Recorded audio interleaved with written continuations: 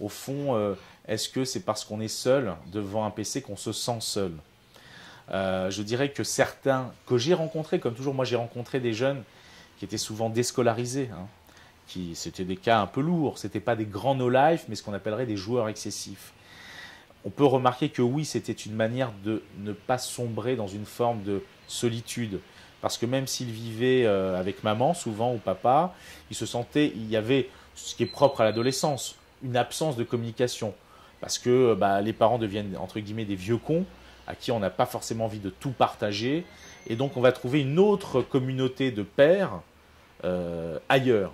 Et je pense que, d'après moi, on retrouve dans certains MMORPG une nouvelle manière de trouver ce qu'on appelait à une époque les tribus, je dirais tout simplement des bandes, avec une communauté d'intérêt, de dire qu'on va se retrouver ensemble sans forcément se connaître.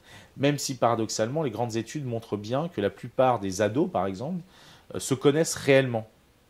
L'inconnu tel qu'on l'imagine n'est pas toujours le plus courant. Mais c'est vrai qu'on va voir dans ces mondes-là une nouvelle manière de se socialiser. Donc pour dire les choses, vous avez raison, cette image qui fait penser un peu à Matrix, dans cette scène où on voit tous ces gens dans des bulles qui ont l'illusion d'être ensemble alors qu'ils ne le sont pas. Et ça repose toute la question de la rencontre avec l'autre, avec nos 5 sens. Puisque là, il nous manque quand même certains sens, qui sont des sens très proximaux, c'est-à-dire le toucher, le goûter et le senti. Et qui fait aussi que lorsque vous parlez à quelqu'un, parfois, ce qu'il vous dit, ça vous énerve. Vous êtes obligé de le supporter.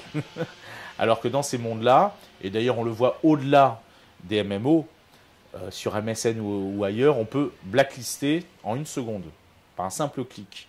Et donc la question de l'amitié virtuelle repose la question de qu'est-ce qu'on attend de l'autre. L'amitié dans la réalité est une chose rare, qu'il faut entretenir, qui met souvent beaucoup d'années avant de pouvoir se consolider, etc. Mais néanmoins, c'est vrai que les relations que l'on peut tisser dans les MMO sont très très fortes, sont souvent même passionnelles, hein, parfois, hein, avec des... Bon, j'ai l'anecdote d'un de mes patients qui était fasciné par le leader de sa guilde, c'était vraiment pour lui une figure de chef, et il a fait ce qu'on appelle une rencontre en IRL, donc in real life. Et il est revenu, mais complètement déçu. Il imaginait quasiment presque quelqu'un qui faisait 2 mètres, vous voyez, une sorte de carrure. C'était une sorte de caricature de geek, 30 kilos tout trempé, vous voyez, boutonneux, mais qui avait un vrai pouvoir de leader. Hein. Et je crois que cette forme d'illusion et de désillusion est propre au virtuel, chose qu'on peut rencontrer même dans les sites de rencontres, qui existaient même avant dans ce qu'on appelait les relations épistolaires, hein, où vous entreteniez une relation avec quelqu'un que vous n'aviez jamais vu, en vous pouvant vous dire des choses très très intimes, et puis lorsque vous rencontrez l'autre réellement, il peut y avoir une très grosse déception. Néanmoins, c'est vrai que moi j'ai eu tendance à penser que lorsqu'on va dans ces mondes, parfois ils ont des tendances addictogènes qui fait que ça peut être pour certaines personnes à des moments de leur vie très très dur, et là on pourrait répondre à votre question en disant oui, ces mondes-là vont permettre à cette personne d'avoir l'illusion de ne pas être seule.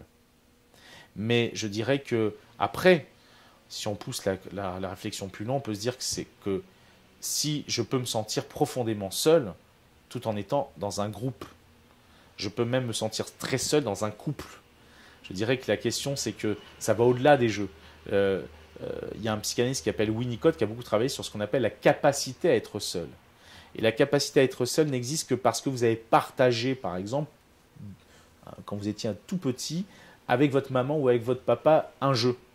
Et c'est que parce que vous avez partagé ce jeu-là avec papa ou maman, que l'enfant après va pouvoir intégrer le plaisir qu'il a eu et pouvoir jouer seul. Souvent avec maman ou papa derrière. Il va se retourner souvent pour voir. Donc c'est un long apprentissage, le fait de pouvoir être seul. Et surtout, être seul sans forcément se sentir seul, voire même avoir du plaisir à être seul. Mais c'est vrai qu'on peut se demander si beaucoup de personnes ne vont pas aller dans ces mondes comme une manière de pallier un sentiment de solitude profonde.